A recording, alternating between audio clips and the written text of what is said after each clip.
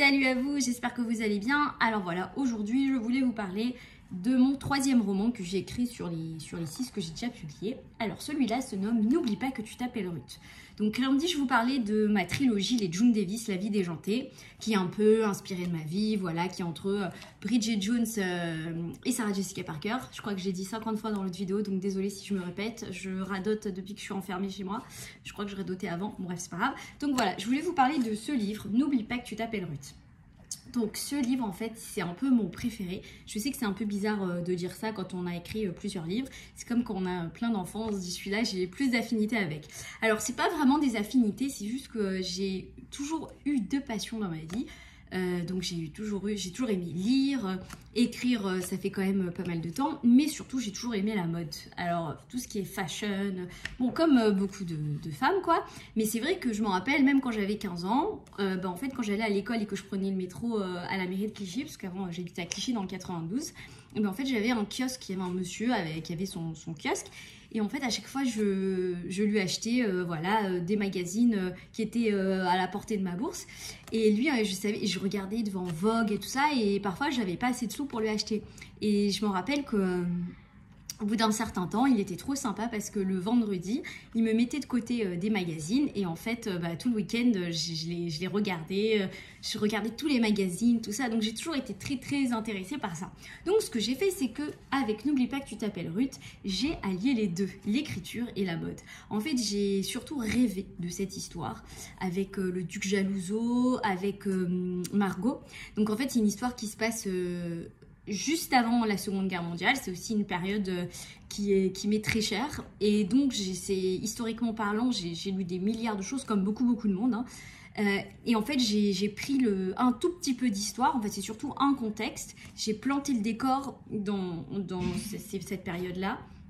Et j'en ai fait une histoire au début, voilà, avec une héroïne super capricieuse, qu'on a un peu de mal à blairer. Et au fur et à mesure du livre, en fait, elle va se dévoiler par rapport à la guerre.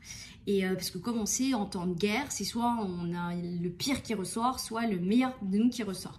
Et donc ce livre, au début, il commence un peu doucement, tout ça. On a donc Margot d'un côté et on a Mathieu. Donc Mathieu qui habite voilà, à Roanne.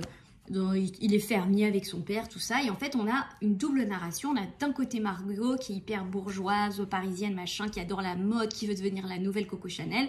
Et on a Mathieu qui n'a rien à voir, mais qui rêve d'une seule chose, c'est de monter à Paris pour devenir garçon de café. Chacun ce délire.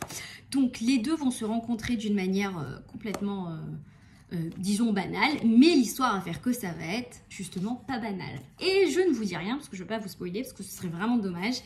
Les 3 derniers chapitres vous retournent le cerveau. Voilà. C'est le côté alléchant. Non, en fait, moi, j'adore tout ce qui est les films style Usual Suspect, où on s'attend pas du tout à une fin comme ça. Et donc, celui-là, c'est exactement ce que j'ai voulu faire. Donc, voilà, en plus, il est court, il fait 200 pages. Donc, vraiment, en 2 heures, c'est lu. Et je vous le recommande, voilà, pour vous détendre. Bon, après, le contexte, il est un peu pesant, mais je parle pas du tout, contrairement au Temple du Temps, donc mon prochain livre, enfin, le livre que j'ai déjà publié, qui parle de Versailles et tout ça, où j'ai vraiment le côté historique, où c'est une autre de mes passions, Versailles, tout ça. Donc, j'ai réservé ce livre, le Temple du Temps, vraiment, où là, il y a le côté... ce qui est quand même 30% du livre historique, où je mets des tonnes de détails, comment la vie est à Versailles. Tandis que celui-là, c'est en mode droit au but.